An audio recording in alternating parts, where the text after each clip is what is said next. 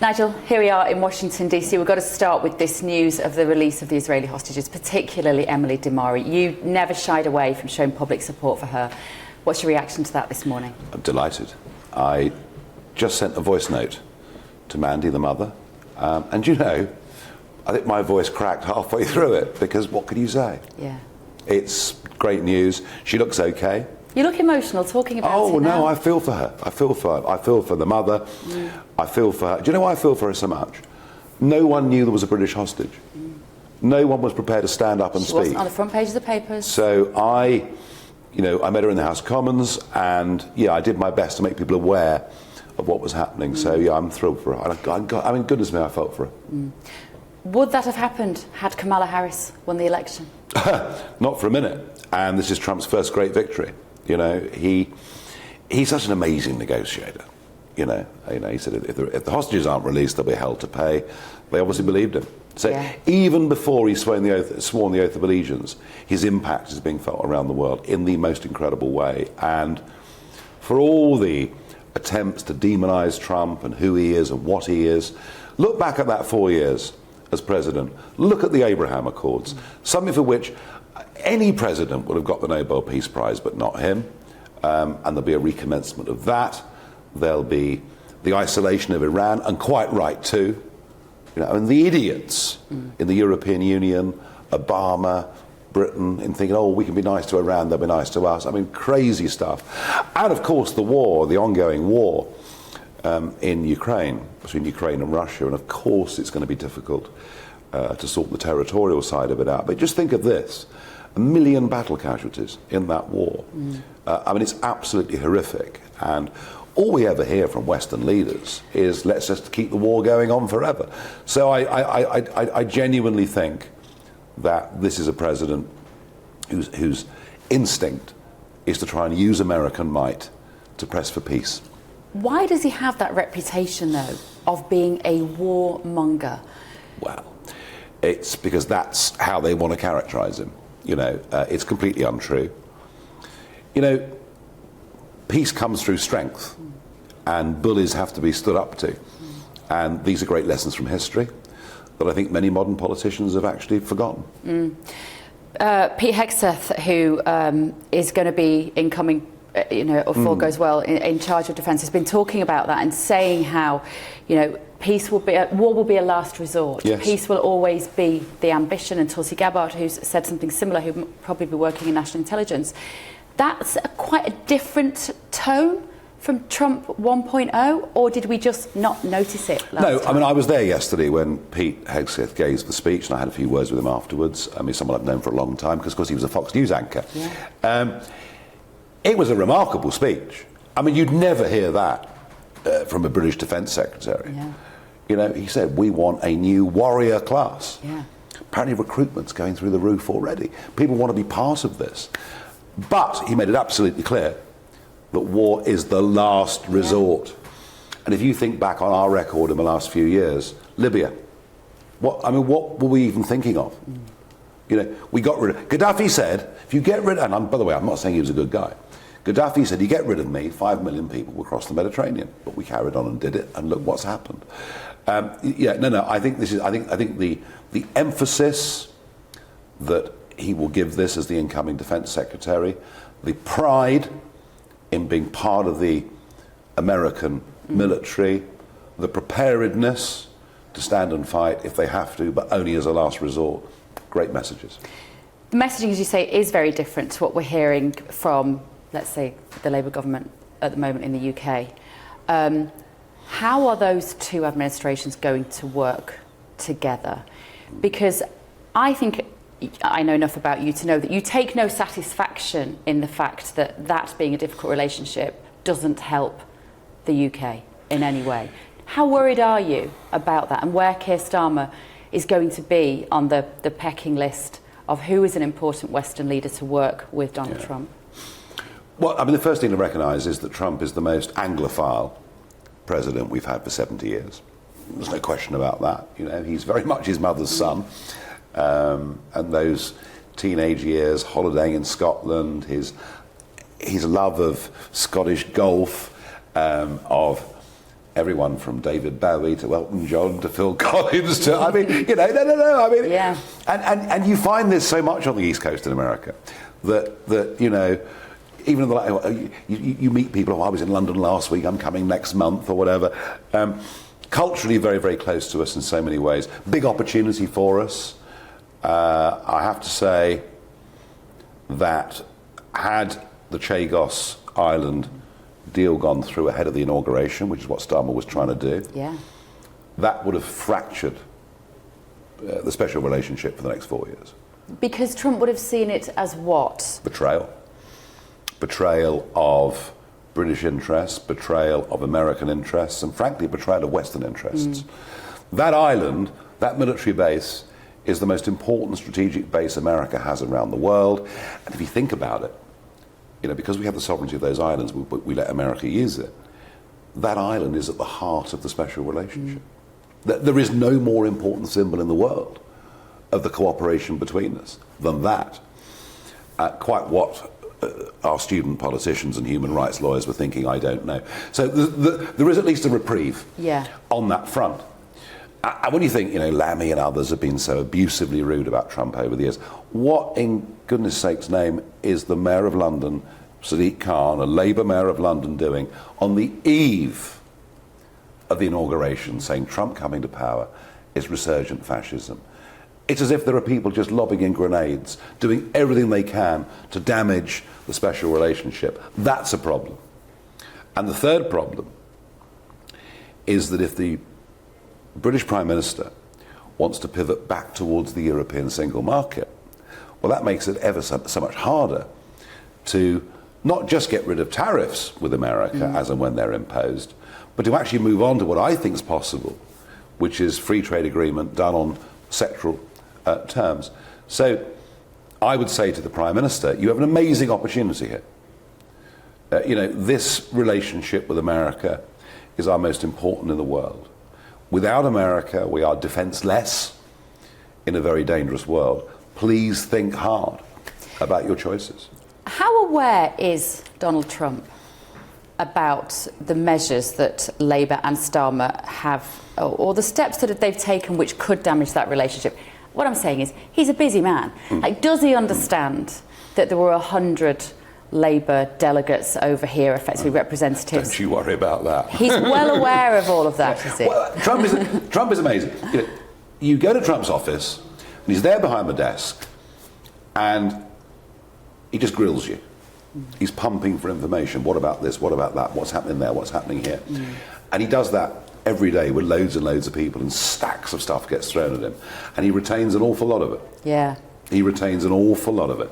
And he's incredibly well briefed on a broad range of subjects. And he is incredibly far-sighted. I remember going into Mar-a-Lago and him saying to me, what do you think about Ukraine?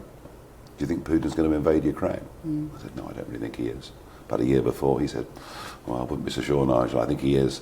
I mean, I was completely wrong. Yeah. You know, I admit I was completely wrong, but he was seeing that a long way down the road. What will happen, do you think, now with Russia and Ukraine? In the election campaign, Trump said he would finish that war within 24 hours. That's looking like quite a big ask now. I might be paraphrasing a little. As has been said, you should always take Trump seriously, but not necessarily literally. Yeah. But will the negotiations start within 24 hours? Oh, yeah. They've started already. Yeah. And what's really interesting, you know, we've had Boris Johnson, you know, the great warrior Boris, saying, you know, we must fight and Ukraine will win, and sort of almost as if he's pushing sort of endless war, which is what it would be. Yeah. You know, this is 1917, the start of attritional warfare. It's absolutely horrendous. And even Zelensky now, even the president of Ukraine is saying, look, you know, we're open to a peace negotiation. So you know, what shape that takes, I think when I can see myself some of the moves that need to happen. Yeah. Ukraine is going to need to come to a peace deal. Ukraine is going to need some very strong guarantees, particularly as we let them down terribly over the Minsk Accords, which we signed 30 years ago. and a message has to go to Putin, this is it. Yeah. You are not going any further, and here's why. So no one pretends it's going to be easy, but I think it's not just possible but probable that there will be a settlement.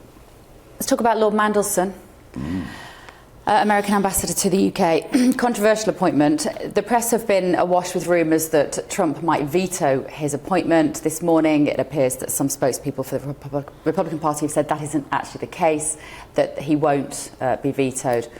What do you make of that appointment? And does Trump have the power? Would it be unprecedented for him to say, actually, I want you to go and pick someone else? I think there is a precedent back to the 60s where the Americans had quite a big influence, but it's not a veto in legal terms. It's an effective veto, isn't it, that they could wield. It was interesting. We had that big party on Friday night, and you were there interviewing people for GB News. A lot of people in the room who are people who are coming into the administration with posts, some quite senior ones in the room as well. Yeah, they were asking a lot of questions. Mandelson would have to do two things, I think, to really get their confidence. Number one, to say, look, I get it, this Chagos deal is a disaster, we can't allow this to happen. And secondly, he's going to need to give them some reassurance on the EU pension front.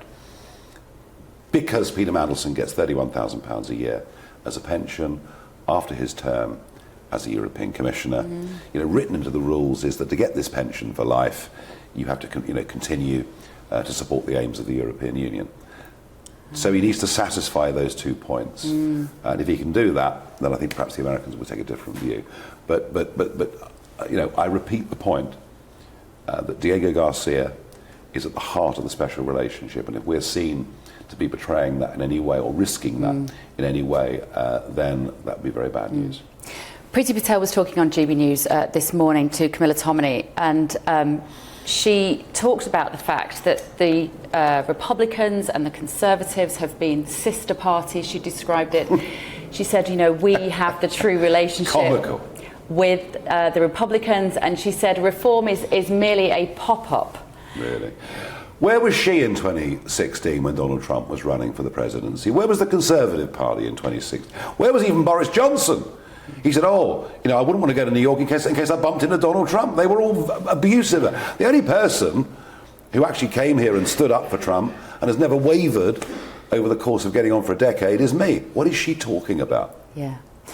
Why do they handle this so badly? The Conservatives don't know what to do with a problem like reform and Nigel Farage, it seems. No, you're wrong about that. Really? The Conservatives don't know what to do about any problem.